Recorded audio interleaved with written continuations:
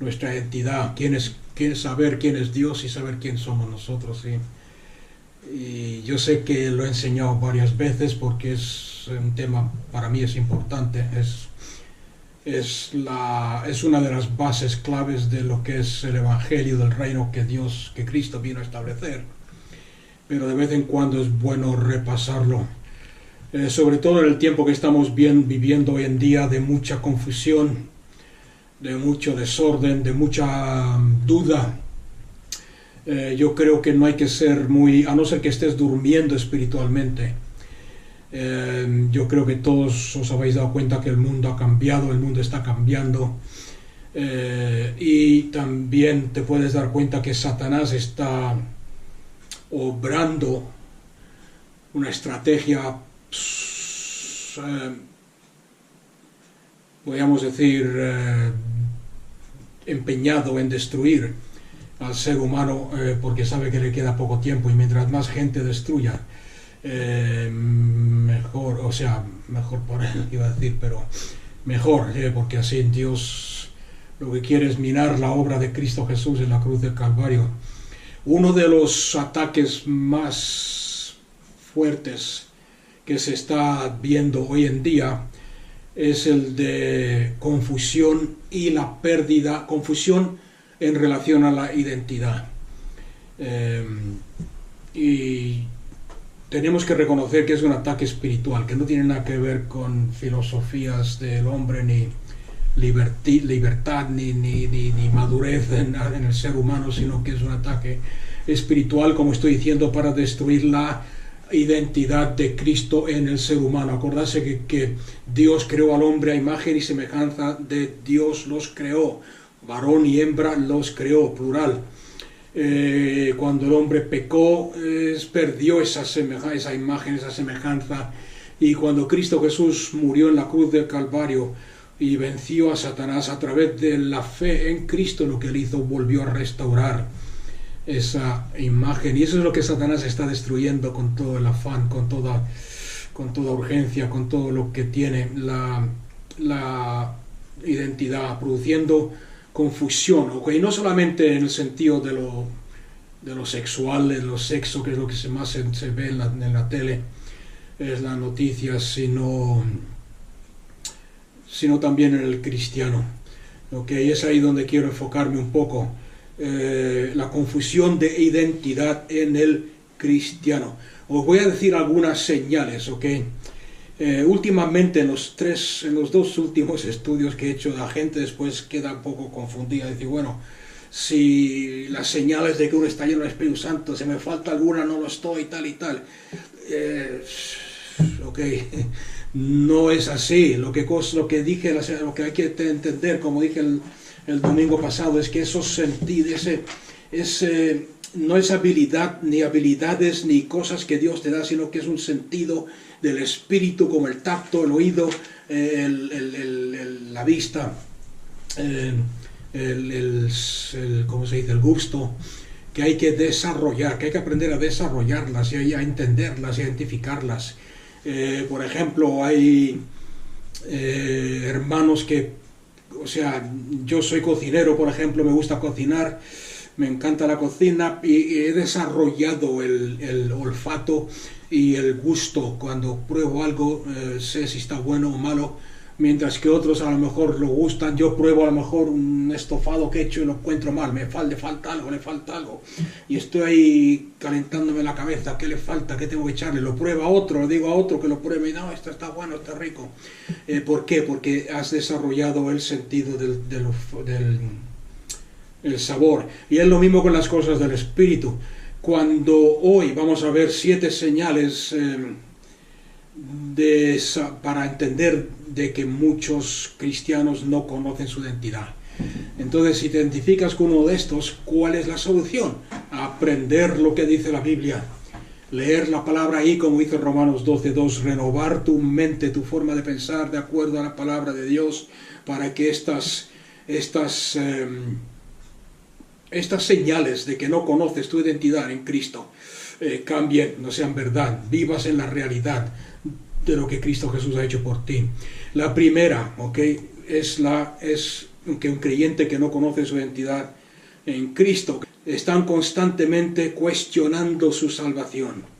¿Seré salvo? ¿No seré salvo? ¿Por qué no siento lo mismo que sienten los demás hermanos? ¿Por qué ellos hablan así y yo no hablo así? ¿Por qué ellos tal? Cuestionan su salvación.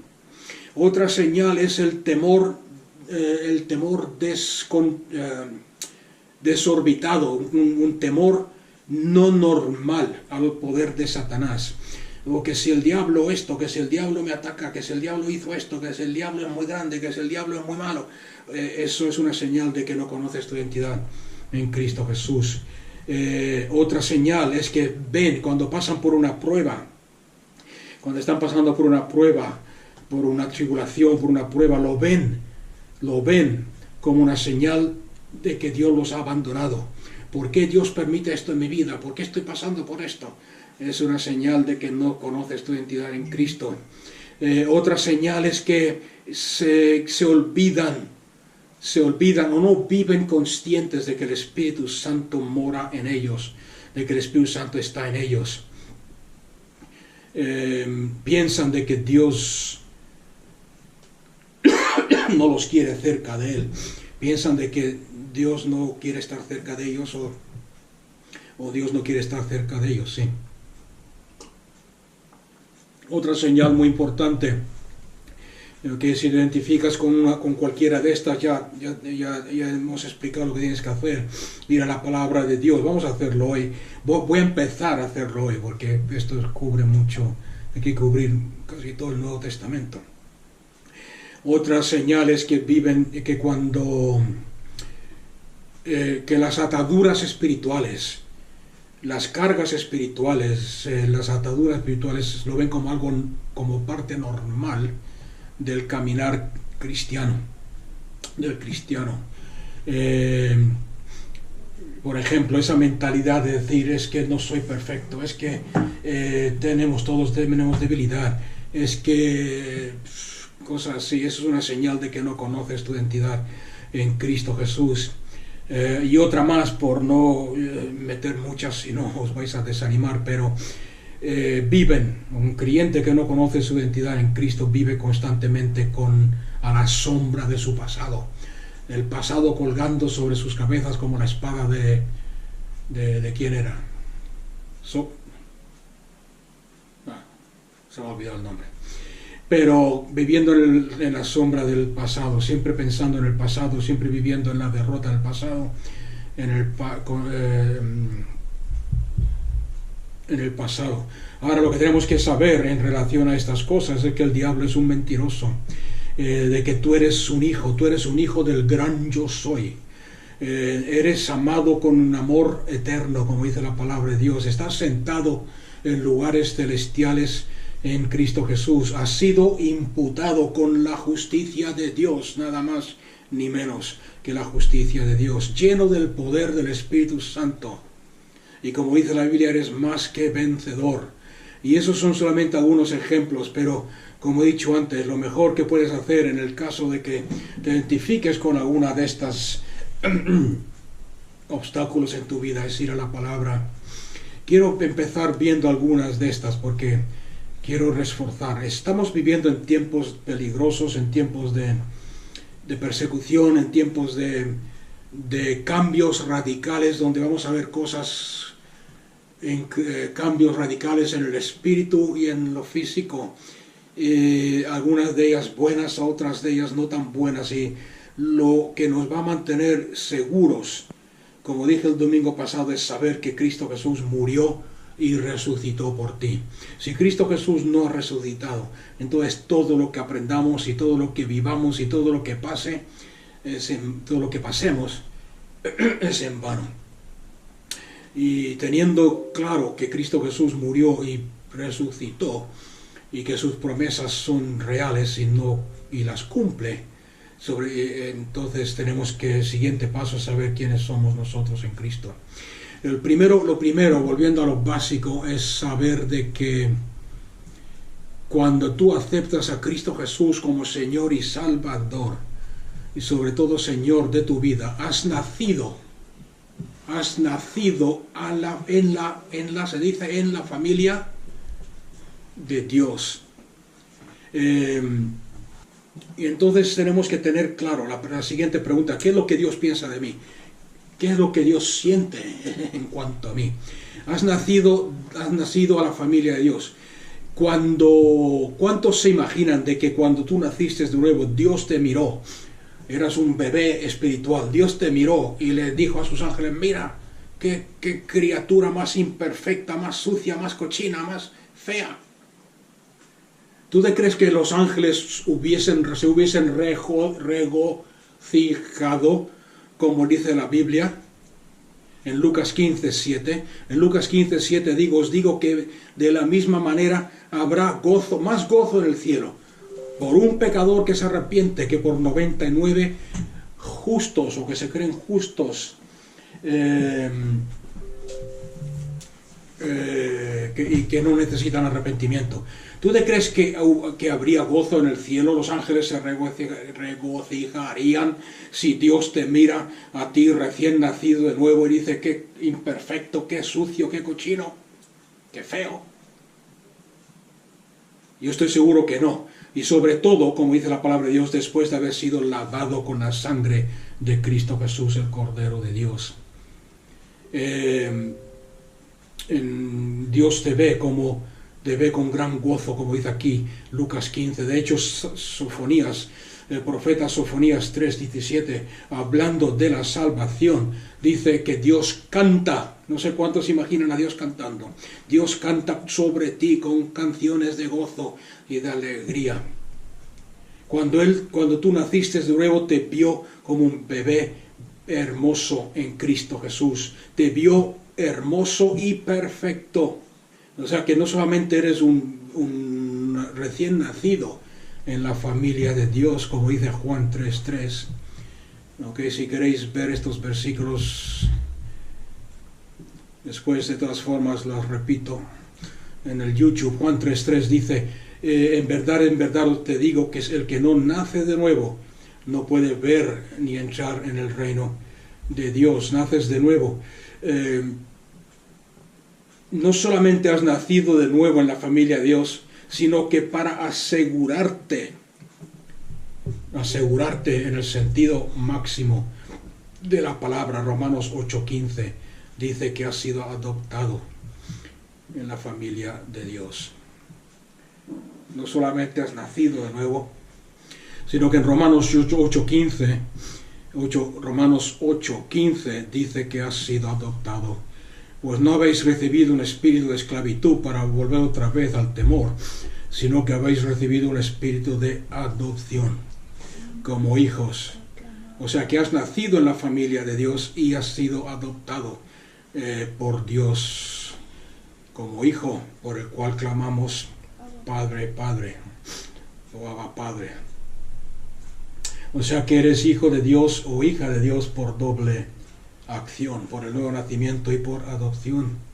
O sea que ahora mismo deberías o estás gozando del amor más perfecto, del amor más grande que existe en toda la creación, que es el amor de Dios. Y como creyente recién nacido, tienes que crecer y madurar en Cristo Jesús en todas las cosas. Es un crecimiento continuo. En Efesios capítulo 4 versículo 15 la palabra de Dios dice: sino que hablando la verdad en amor, que es lo que estamos tratando hoy, o tratando de hacer hoy, crezcamos en todos los aspectos en aquel que es la cabeza, que es Cristo Jesús. Okay, para eso Dios nos ha dado su palabra. Para eso Dios nos ha dado su Espíritu Santo. Uno de los primeros pasos hacia el crecimiento es el identificarte con Cristo en su muerte y en su sepultura a través del bautismo. En Romanos 6:4 encontraréis eso. Eso lo estudiaremos más profundamente en otra ocasión. Lo que significa el bautismo es mucho más que simplemente una confesión, mucho más que simplemente un dar testimonio a la gente de que eres ahora un cristiano. Es más poderoso que eso.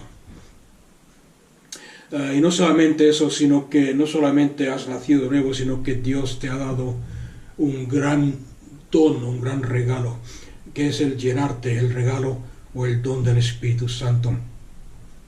En Hechos capítulo 2, 4, y fueron todos llenos del Espíritu Santo. Dios mismo vino a morar en nosotros a través de su Espíritu, el Consolador, el Abogado, el que nos enseñará. Dice el Jesús mismo en Juan 14, 26, el Espíritu Santo que el Padre enviará en mi nombre, Él os enseñará todas, enfatizo todas las cosas. Y todas las cosas, o el Espíritu Santo, nos enseña todas las cosas que Jesús nos enseñó y todas las cosas que Él recibe de Cristo Jesús a través y nos los enseña, y puede usar diferentes medios como los ministerios que ha puesto en la iglesia, o la palabra de Dios, o el Espíritu Santo. O sea que cuando tú coges la palabra de Dios y la estudias, la lees dependiendo, como comentaba antes con una hermana, dependiendo totalmente del Espíritu Santo, quitándote las gafas de tu tradición, de cualquier religión, vas a ver cómo el Espíritu Santo revela a Cristo, te revela cosas que están ahí en la palabra de Dios, que te fortalecen, y que sobre todo te fortalecen y te hacen crecer en tu identidad en Cristo, en ser fiel hasta la muerte, para poder vencer en toda tribulación, para ser más que victorioso en Cristo Jesús.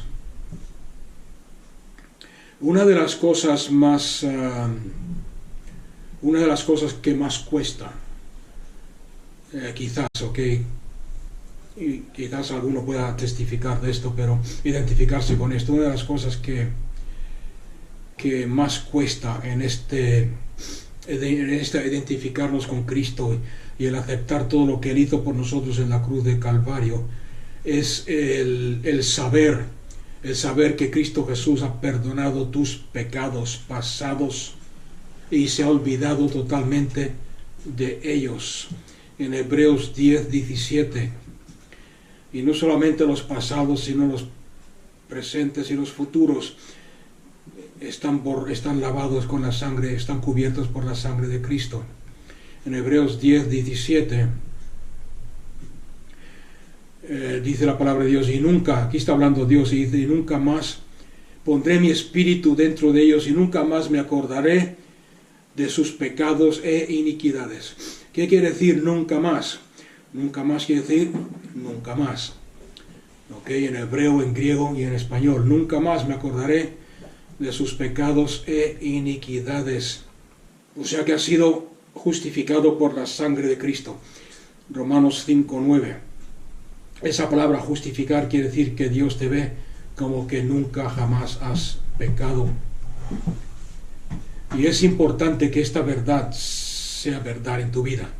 Es importante que conozcas esta verdad, porque es precisamente aquí, en esta área, donde Satanás usa sus artimañas, sus ataques, sus trucos y sus mentiras, trayendo a luz tu pasado, haciéndote ver tu pasado a ti mismo personalmente o a través de otros, para desanimarte, para desalentarte, para hacerte perder tu comunión con Dios. O sea que tienes que aprender, como dice en Efesios 6, 17, a usar la espada del Espíritu contra todos estos pensamientos y ataques de Satanás. Cítaselos al diablo. Cada vez que él trate de traer tu pasado, hacerte pensar en tu pasado, tratar de desanimarte usando tu pasado, tratar de apartarte de la comunión con Dios usando tu pasado, impedir que bendigas a otros, trayendo a luz tu pasado, haciéndote recordar tu pasado. Cítale la palabra, cítale, Señor, la palabra de Dios. Señor, no. Dile, Satanás, la palabra de Dios dice en Hebreos 10, 17. Escrito está en Hebreos 10, 17, que Dios nunca más se acordará de mis pecados y de mis iniquidades. En Romanos 5, 9 está escrito que he sido justificado por la sangre del Cordero de Dios. dice la palabra de Dios que Dios me ve a través de Cristo, me ve justo, soy la justicia de Dios en Cristo Jesús.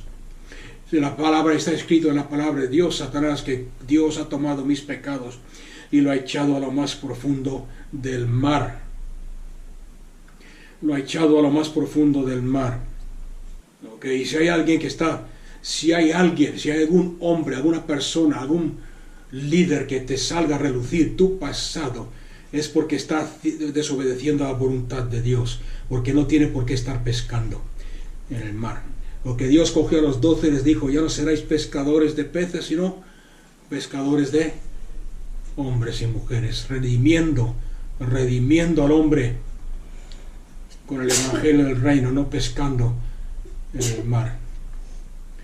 Cítale la palabra de Dios, porque Satanás, si hay algo que Satanás no aguanta es que tú conozcas la palabra y que tú se la cites. Y es la forma de resistir al diablo. Se resiste al diablo y él huirá de vosotros, como dice Santiago 4:7. O sea que, como dice Filipenses 3:13, el apóstol Pablo le dice: hermanos, yo mismo no considero haberlo ya alcanzado, pero una cosa hago. ¿Y qué es lo que hace? Olvidando lo que está atrás, me extiendo a lo que está delante. Olvidando lo que está atrás, me extiendo a lo que está delante. Otra versión dice: olvidándome lo que queda atrás, extendiéndome a lo que está delante, prosigo hacia la meta para conseguir el premio supremo, que es el llamamiento de Dios sobre tu vida para ser formado a la imagen, para llegar a la estatura, mejor dicho, de la y semejanza de Cristo, del hombre maduro. Ahora, una vez prediqué, vino y me dijo: es que el pasado no hay que olvidarse, tal, el pasado es parte de nuestra vida, tal, siempre tratando de justificarse. Sí, tiene razón, le dije, el pasado es parte de tu vida, pero solamente puedes y debes usarlo para dar testimonio a otros y demostrarle lo que Dios ha hecho en tu vida, para que vean que puede hacer lo mismo que ha hecho en ti, en ellos. Pero nunca para desanimarte, nunca para condenarte, nunca para hundirte, nunca para destruir tu relación con Dios. Eso solamente lo va a hacer Satanás. En Romanos 5, versículo 8.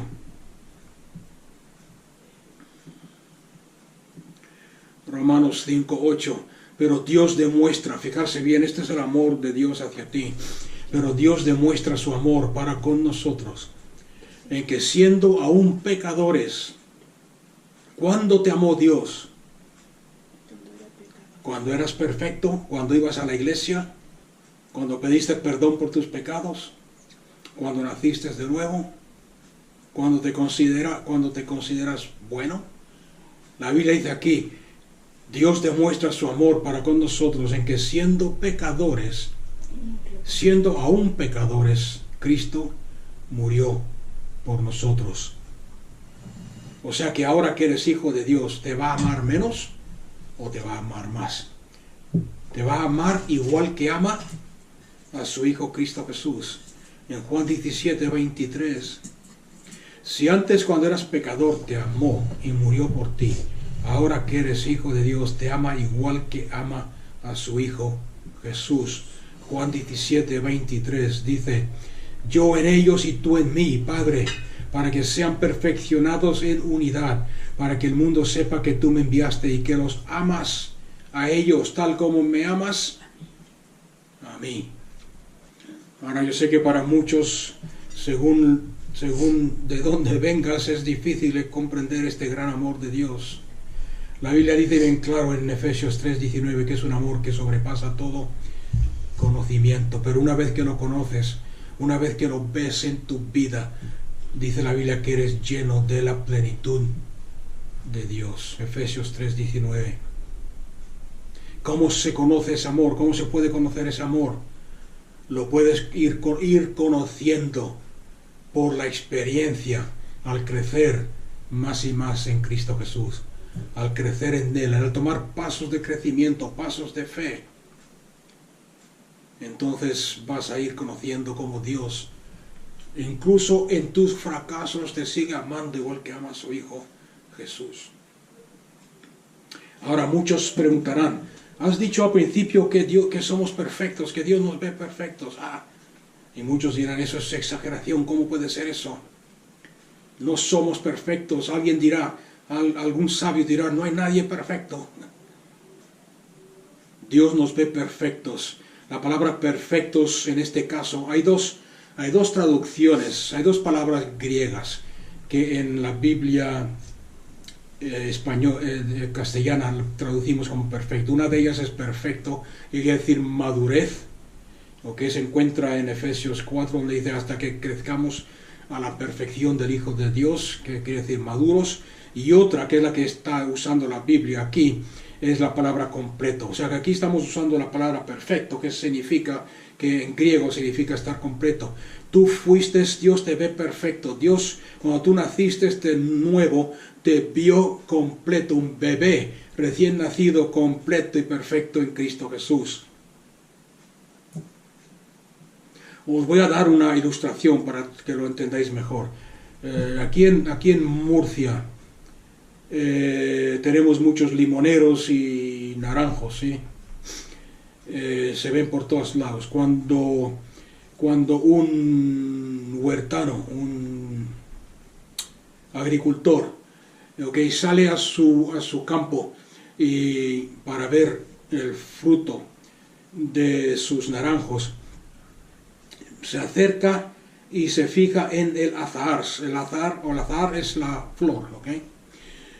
Se fija en la flor del naranjo y abre los pétalos así para el lado, y dentro del, no sé si lo has visto alguna vez, los que han tenido naranjas o limoneros saben lo que estoy diciendo.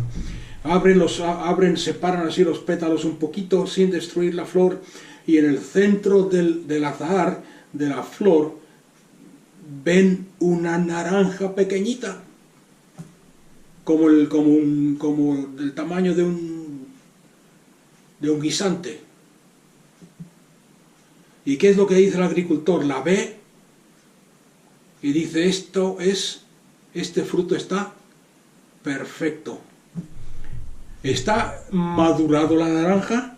No. ¿Tiene la misma forma que una naranja madura? Sí. ¿Tiene el mismo olor que una naranja madura? Sí. ¿Se parece a una naranja madura? ¿Grande? Sí. Pero es pequeñita como un guisante tierno. Y el agricultor la mira y dice, este fruto está perfecto. No ha crecido todavía, pero está perfecto. Después vuelve 2 o 3 semanas después, vuelve a hacer lo mismo y está más grande. Y vuelve a decir, perfecto. Porque a la vista del agricultor ese fruto es perfecto. Y lo mismo dice la palabra de Dios acerca de ti. En Hebreos 5:8, vamos a ver un versículo ahí. Hebreos 5:8. Y aunque el Hijo era perfecto, y aunque era Hijo, hablando de Cristo Jesús, aunque era Hijo, aprendió obediencia por lo que padeció.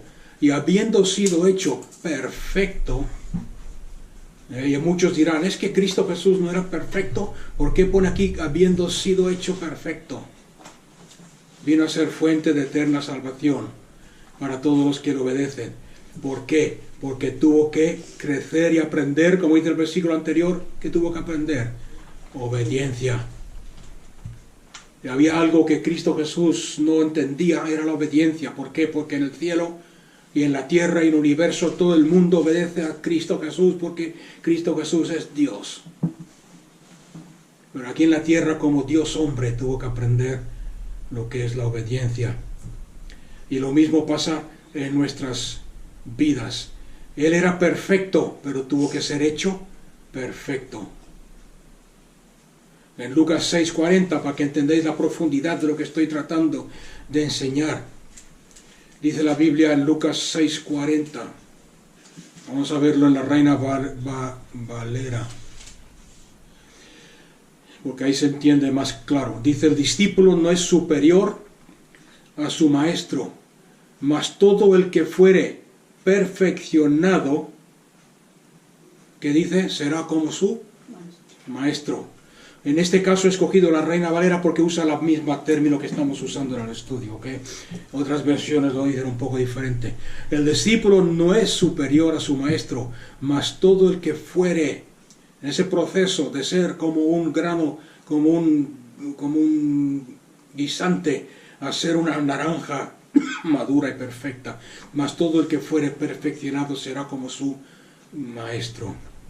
O sea que tú eres perfecto. Cuando Dios mira a esa flor, a ese bebé recién nacido, te ve perfecto, pero al mismo tiempo estás siendo perfeccionado.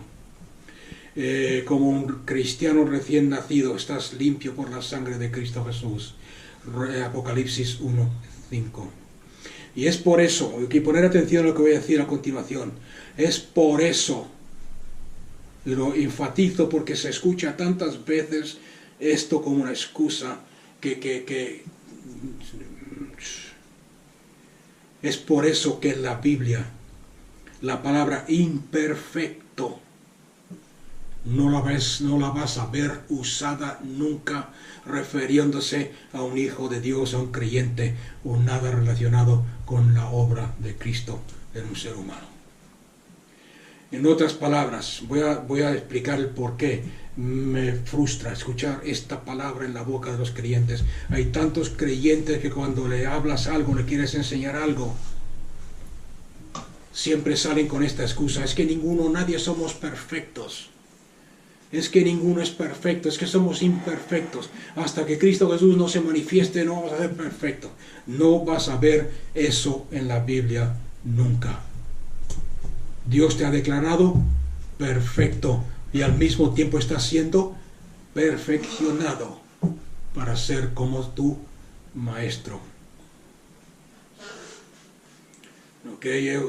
Y todo esto lo digo porque como niños recién nacidos necesitamos alimentarnos de la palabra de Dios, hacer preguntas cuando no entiendes algo, no creerte todo lo que te dicen por ahí.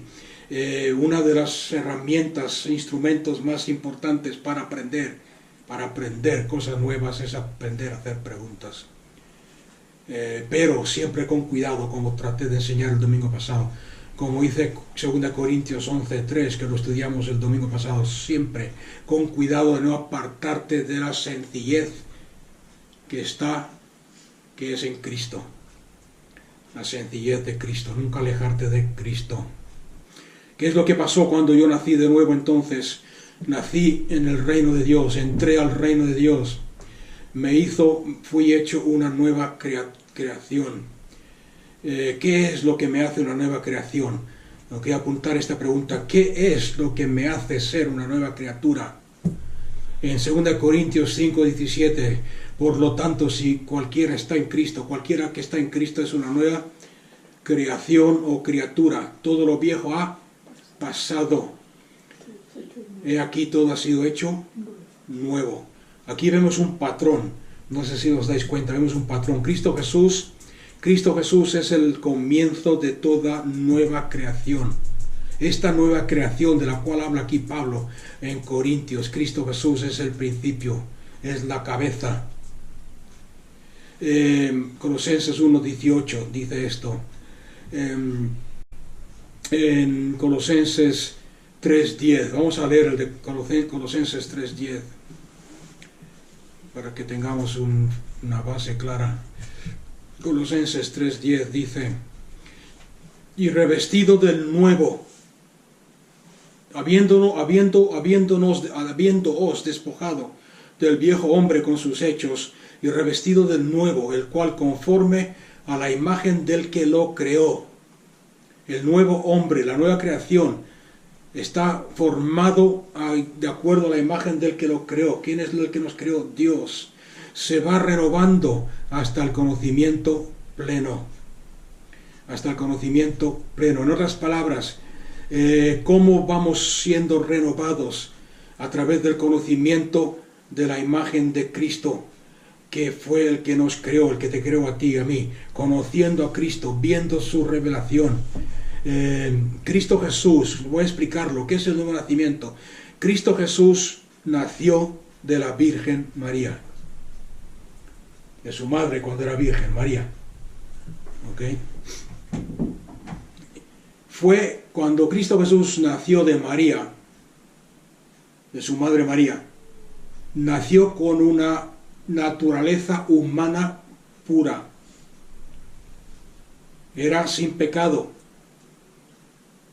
Esta naturaleza humana pura se unió a la naturaleza divina en Cristo Jesús. Y Cristo Jesús se convirtió en Dios hombre. Y la Biblia enseña bastante sobre este tema, Dios hombre. Ahora en el cielo, sentado a la diestra de Dios el Padre, hay un hombre, Dios, Cristo Jesús. Ahora, ¿qué tiene que ver con el nuevo nacimiento? Cuando tú naciste de nuevo, Dios te limpió con la sangre de Cristo. Limpió tu naturaleza con la sangre de Cristo Jesús. Y cogió tu naturaleza limpia, pura, y la unió con la naturaleza divina. Por eso dice 2 Pedro 1:4.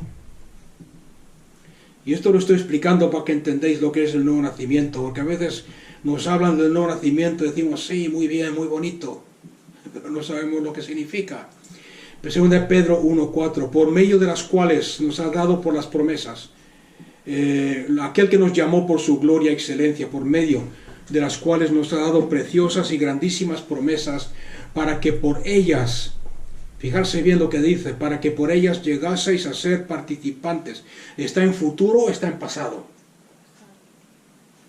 Para que por ellas, por las promesas de Dios, para que por la obra de Cristo llegaseis a ser participantes de la naturaleza divina.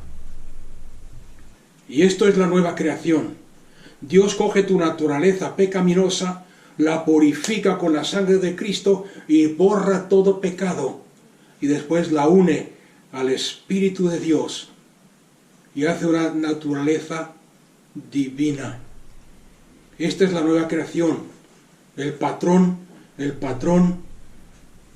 o el modelo, si quieres decirlo así, es Cristo Jesús. Y eso es lo que la palabra en Corintios, la palabra todo lo viejo ha pasado y todo ha sido hecho nuevo. Y el efecto, eso ocurrió en el pasado cuando aceptaste a Cristo, pero el efecto de esta decisión, de este nuevo nacimiento, continúa en tu vida. Continúa en tu vida, llevándote a la madurez. Es por eso que en 1 Corintios 6:17, que seguro que hay alguno que no está convencido todavía de lo que estamos hablando, dice 1 Corintios 6:17, dice la palabra de Dios, pero el que se une al Señor, un espíritu es con Él. El que se une al Señor, un espíritu es con Él. Y todo eso es el resultado del nuevo, eso es el nuevo nacimiento, eso es la definición del nuevo nacimiento. Ahora, ¿qué pasa? Que ahora tienes que crecer en esa nueva naturaleza, tomar pasos de fe. No sé cuántos se acuerdan cuando tomaron el primer paso de fe. Cuando tú tienes un niño pequeño, cuando tus hijos nacieron, cuando mis nietos eran pequeños, ahora tengo un nieto pequeñito de meses, Alejandro. Cuando tus hijos nacieron y tomaron, algunos al año, otros al año y medio, otros a los meses, depende, cuando tomaron su primer paso y se tambalearon y se cayeron al suelo. ¿Cuántos padres se pusieron a reír, a cogerlo, a abrazarlo, a decir, no pasa nada? o lo castigaste por haberse caído. Lo cogiste, lo abrazaste, le demostraste tu amor. ¿Por qué? Porque sabes, como padre, sabías de que tarde o temprano iba a terminar andando. corriendo y saltando. El primer paso se tambaleó y se cayó, pero el segundo dio 2 pasos, al tercero 4, al quinto 5. El séptimo paso de fe, intento, ya no podías controlarlo ni pararlo. Ahora, aplicar eso al cristianismo. Como padre tú te deleitaste cuando tu hijo tomó el primer, o tu hija tomó el primer paso. Con Dios nuestro Padre Celestial pasa lo mismo. Cuando tú decides como creyente tomar el primer paso de fe, es posible que te des un trompazo, es posible que que tambalees y te caigas, pero Dios se deleita. Porque Dios, la fe, la Biblia dice que hay algo que agrada a Dios y es la fe. Sin fe es imposible agradar a Dios. Cuando tomas un paso de fe, vas a tambalearte. Cuando un bebé recién nacido toma un primer paso para caminar, va a caer. Sí. Nuestro Padre Celestial se deleita porque has tomado tu primer paso de fe. Uno de los problemas que tenemos en el cristianismo, en la religión, es todo lo contrario, que la gente, los cristianos, entre comillas, esperan que cuando tú nazcas de nuevo camines igual que ellos. Camines como un creyente adulto, camines como un creyente perfecto. ¿Cómo se te ocurre hacer eso si ahora eres un creyente? Ahora ser un creyente no tenías que haber hecho eso. Ahora eres cristiano, no tenías que haber portado así. Ahora no tenías que haber dicho eso. Están preparados para criticarte, están preparados para condenarte. Y están esperando a que tomes el siguiente paso para ver cómo te caes. Si no lo hicieron con sus hijos naturales, ¿por qué lo hacen con un creyente recién nacido? Y te digo esto porque estamos hablando de nuestra identidad, de estar firmes, venga lo que venga y te digan lo que te digan. Te lo digo para que estés en guardia. Cuando tú escuches a algún creyente decirte eso, ¿por qué has hecho eso si ahora eres cristiano? No hagas caso, deja que te entre por un oído y te salga por el otro. Porque ese tipo de persona necesita aprender compasión y paciencia, igual que tuviste cuando tus hijos eran pequeños. Ahora lo que sí quiero que quede claro es que como creyente no tienes por qué pecar. En 1 Juan 2:1 dice, hijitos míos, estas cosas os escribo para que no pequéis más. Uno de los trucos de Satanás es hacer que un creyente peque. ¿Para qué? Para condenarte, para apilar condenación sobre tu cabeza, para hacerte sentirte mal. Para hacer sentirte tan mal que crees que Dios ya no te quiere, que Dios se ha alejado de ti, que Dios está enfadado contigo, que has perdido tu salvación. Y es por eso que su estrategia constante es acusarte.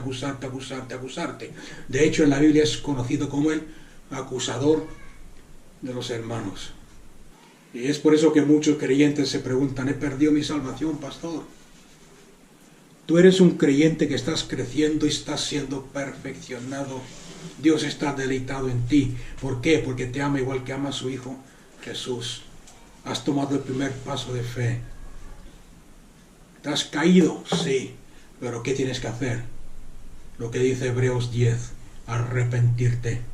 Dios perdona y olvida. Aprende una lección de tus errores. Aprende una lección de tus caídas. Pero no permitas que Satanás te condene. Levántate y continúa con Dios, sigue con Dios. Levántate y sigue adelante con Dios. Dios sigue estando contigo. Si tú lo dejas, Él siempre te va a levantar, va a ser el primero en levantarte, como cualquier padre bueno haría. De hecho, 1 Juan 2, del 1 al 2, dice, si cualquiera, y es un condicional, porque he dicho antes que no tenemos que pecar, pero si cualquier hombre pecase, tenemos abogado para con Dios, a Cristo Jesús, el justo, el que es la propiciación por nuestros pecados. En otras palabras, el que pagó el precio por nuestros pecados. Esa palabra abogado quiere decir intercesor. Intercesor. Y la sangre, continúa diciendo 1 Juan, la sangre de Cristo Jesús te limpia de todo pecado. Dios te ve perfecto.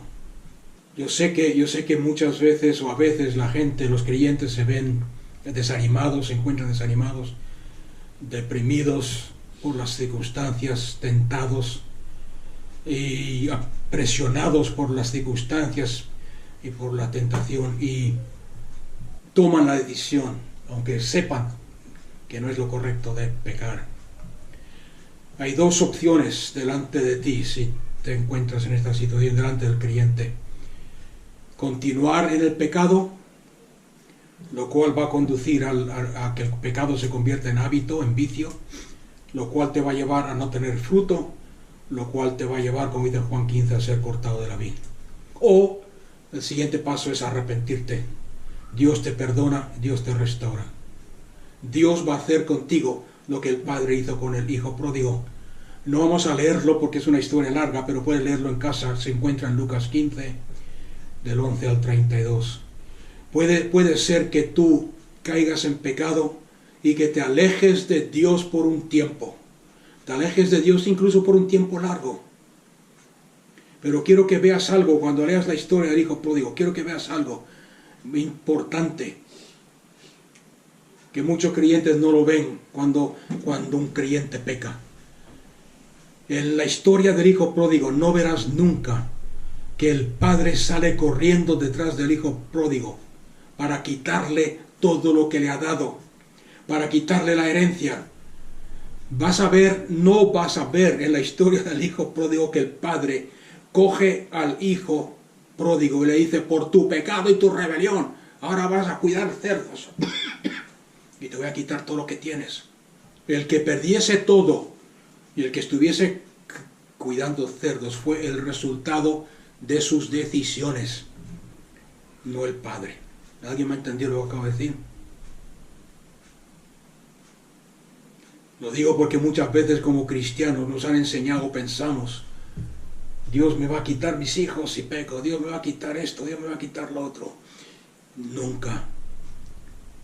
Cualquier cosa que tú pierdas va a ser el resultado de tus decisiones. Toda decisión, sea buena o mala, tiene sus consecuencias. Ahora, en la historia del Hijo pródigo nos damos cuenta que cuando el Hijo tuvo suficiente del resultado del pecado en su vida, cuando se hartó de cosechar la cosecha o el resultado del pecado, volvió a su padre. ¿Y qué es lo que hizo el padre? Lo aceptó una vez más en la familia con gran gozo. De hecho, lo hemos leído antes en la Biblia: los ángeles se regocijan por un pecador que vuelve, vuelve al rebaño, más que por 99 que se crean justos y no necesitan arrepentimiento. Es bíblico lo que estoy diciendo. En Jeremías 2:19, si alguien quiere una base bíblica. Además que os he dado ya lo del Hijo pródigo. Pero en Jeremías 2:19, la palabra de Dios dice: tu maldad te castigará, y tus rebeldías te condenarán, para que veas cuán malo y amargo es el haber dejado a Jehová tu Dios, y no haber tomado en cuenta el temor a Dios, dice el Señor, el Dios de los ejércitos. En Hebreos 5:14 nos dice que mientras vas creciendo en el Señor, aprendiendo todas estas estrategias y mentiras del diablo, tu sentido espiritual se va a ejercitar para discernir entre lo bueno y lo malo, para escoger lo bueno y rechazar lo malo. Y como dice 2 Corintios 2:11, no serás ignorante de las artimañas y de los engaños de Satanás. Estás creciendo como cristiano. El Espíritu Santo, te vas a dar cuenta si te sometes a Él. El Espíritu Santo revela cosas en tu vida que necesitan ser corregidas mientras vas creciendo y madurando. Cuando estudias la vida de Cristo Jesús, que espero que lo estés haciendo, viendo a Cristo Jesús en las Escrituras, viéndolo en su pureza, viéndolo en su hermosura, va a producir, aunque no te des cuenta, va a producir un cambio en ti. ¿Por qué? Porque la palabra de Dios dice en 2 Corintios 3:18, pero todos nosotros, con la cara descubierta, mirando en un espejo la gloria del Señor, somos transformados a la misma imagen. ¿A la misma imagen de qué? La gloria del Señor. ¿Qué es lo que estamos observando? Vamos siendo transformados de gloria en gloria. Y es algo, ¿quién hace esto? El Espíritu del Señor. 2 Corintios 3:18. La palabra cambiados a su imagen es la palabra metamorfosis. O sea que cuando tú leas la palabra, leas la palabra, pídele al Espíritu Santo que te revele a Cristo. Y cuando el Espíritu Santo cuando veas a Cristo Jesús en la palabra, el Espíritu mismo, como dice Juan 16:13, te irá cambiando. Y muchas veces no te vas a dar ni cuenta. Te va a ir cambiando de un nivel de gloria a otro, de un estado de gloria a otro. Voy a terminar con un punto final para este estudio. Y si quiere, continuaremos. Las pruebas en la vida del creyente. Yo sé que muchos están pasando por tiempos de prueba. Las pruebas, ¿para qué sirven las pruebas? Las pruebas en la vida del creyente no sirven para cambiar tu hombre interior. Eso, como acabamos de ver, lo hace el Espíritu Santo.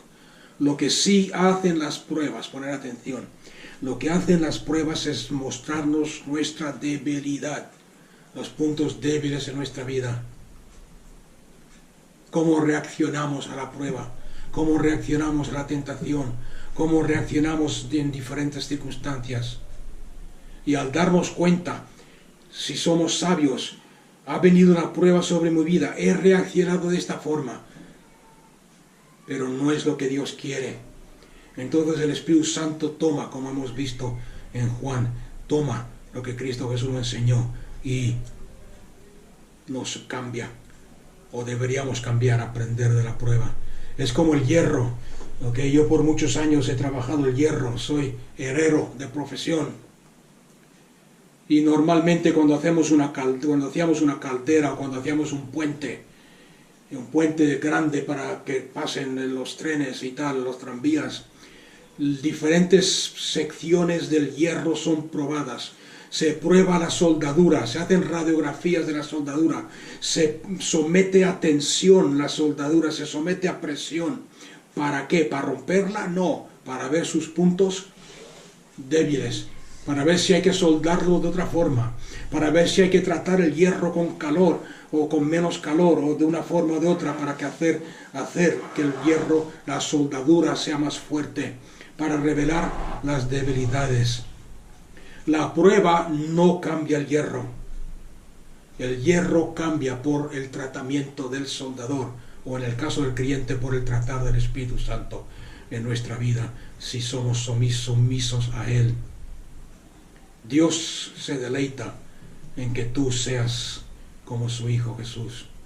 Él te ama como ama a su Hijo y te va a respaldar el 100%. Y quiero terminar simplemente reconfirmando o repitiendo lo que he dicho antes, que le das mucho placer a tu Padre Celestial.